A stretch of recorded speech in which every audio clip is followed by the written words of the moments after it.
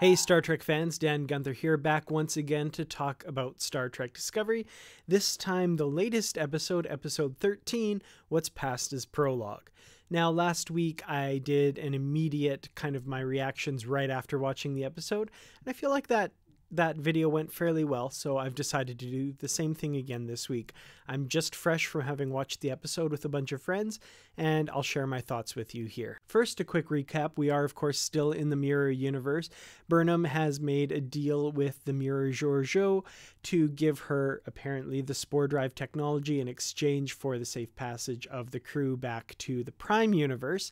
However, they came to the realization at the end of the last episode that Lorca, the Lorca we followed from the beginning of the series, is in fact from the Mirror Universe and is staging a coup to take over the role of Emperor. He's freed his crew of the Buran from the agonizers and is rallying them to lay siege to the throne room and take the emperorship from Giorgio.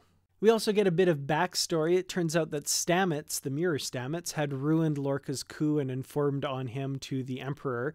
And in an attempt to get away, Lorca aboard the Buran encountered an ion storm, which caused a transporter accident, trapping him in the Prime Universe, which is much the same way that the transporter accident in Mirror Mirror trapped Kirk and his landing party in the Mirror Universe as well. In that episode, they switched places with their Mirror Universe counterparts, so I'm wondering if something similar happened here. Did the two Lorcas switch universes, and if so, what happened to the Prime Universe Lorca? Was he killed when the Buran was destroyed, or is he still out there somewhere? Regardless, this episode won't answer that.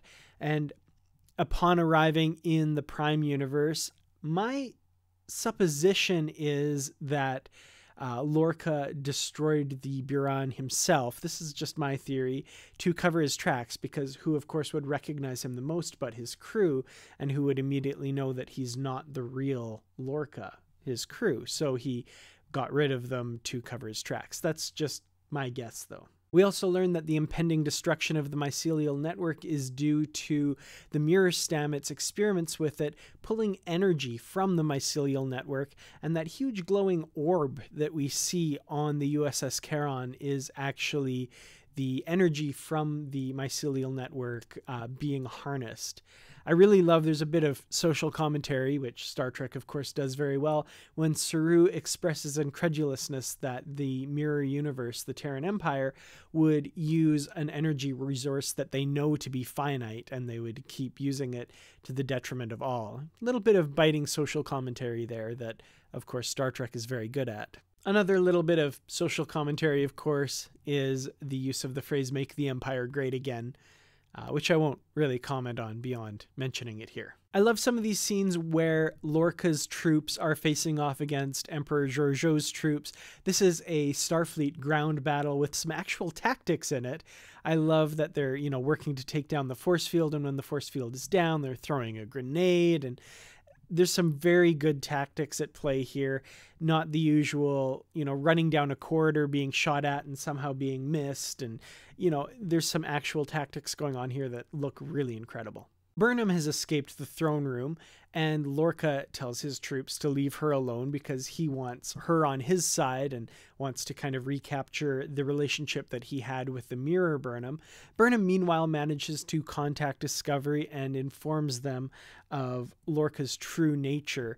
The news, of course, is met with a bit of skepticism at first, but the crew pieces together the same things that Burnham did and realize that Lorca is in fact not their captain.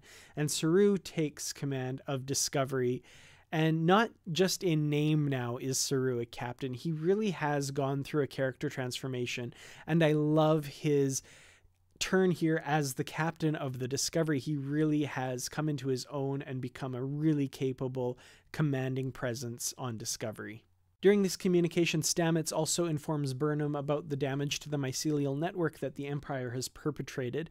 They come up with a plan to destroy the orb that powers the USS Charon, and in order to do that, Burnham will have to lower the containment field around it before the Discovery attacks. Additionally, the crew discovers that they will have to use their entire supply of spores in order to power the torpedoes to destroy the orb. Regular photon warheads will not be powerful enough to do it.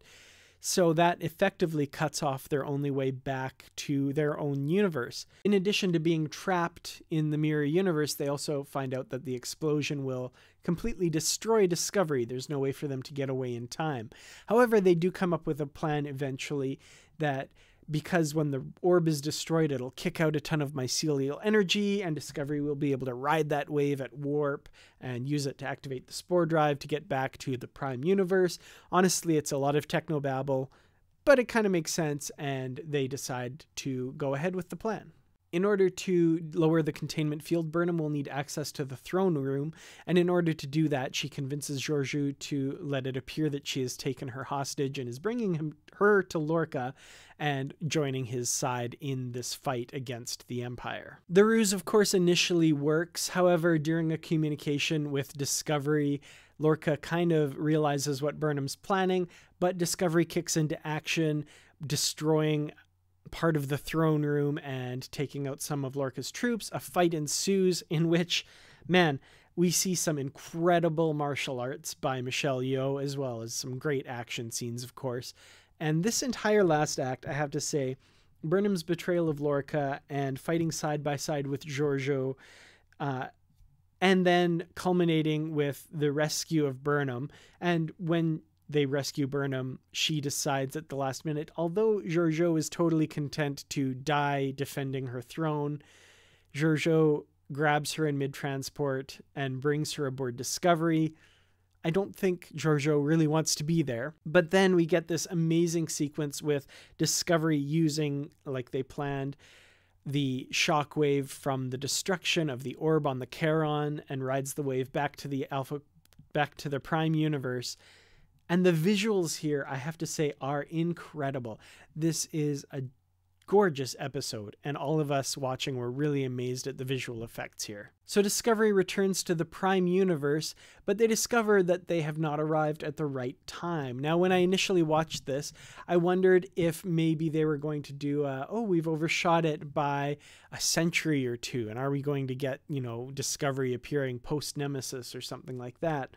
But that's not what happens. They actually overshot their destination by about 9 months. And Saru orders them to find out what the current state of the war with the Klingon Empire is. And it turns out, with Discovery gone and not having transmitted the Klingon cloaking frequencies to the Federation has in fact lost the war, and the entire Federation has been overrun by Klingon forces.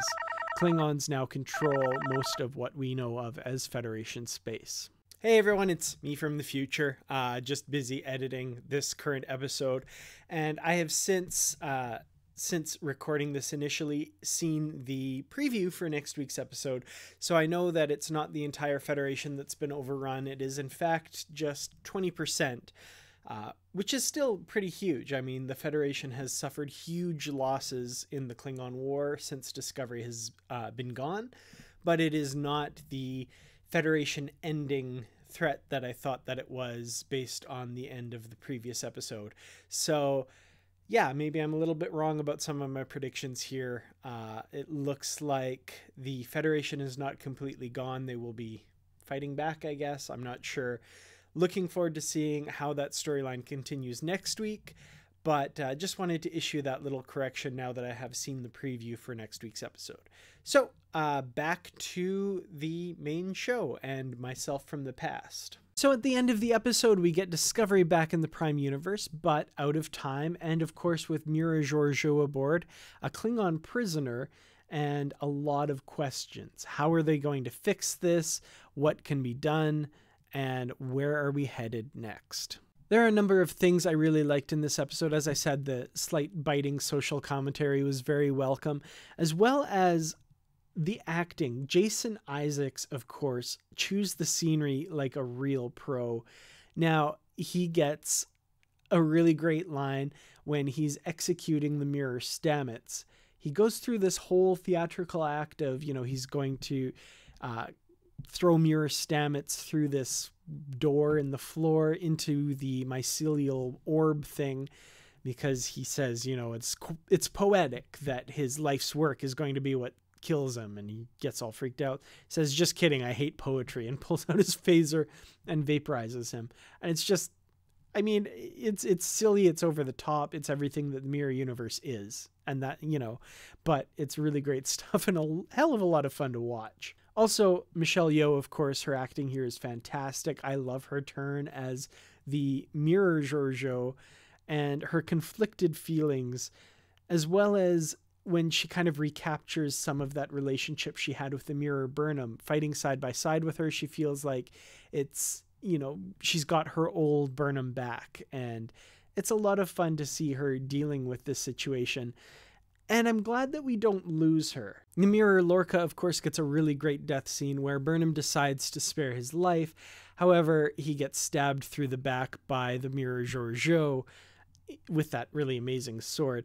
Now, somebody can correct me if I'm wrong. I haven't looked this up. Again, I've just come fresh from watching this episode. I haven't done a lot of background research, but I think this is the first primary character death on Discovery.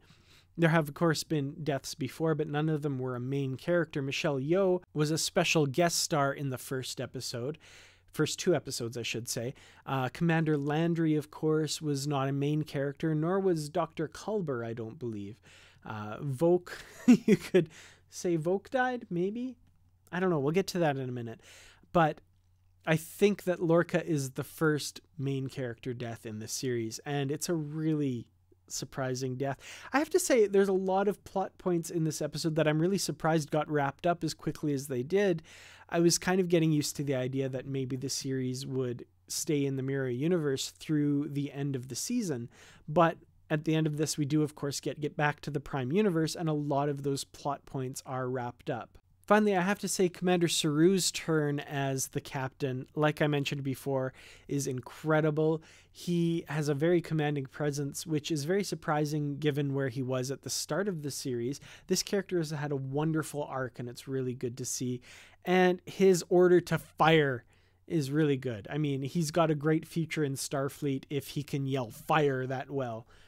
The only thing left is to be able to yell red alert like Jonathan Frakes can, and yeah, hopefully we'll see that. So some unanswered questions from this episode.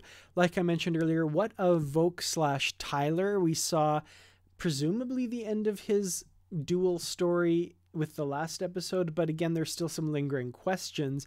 Is Voq truly dead, or is Voq and Tyler still a combined person? Is it just Tyler now? What's the deal there?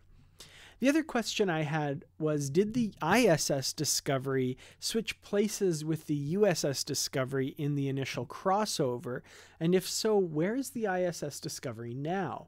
What's gone on with that whole story? Is Captain Killy around on the Terran Empire Discovery wreaking havoc in our universe, or did they cross back over to the Mirror Universe?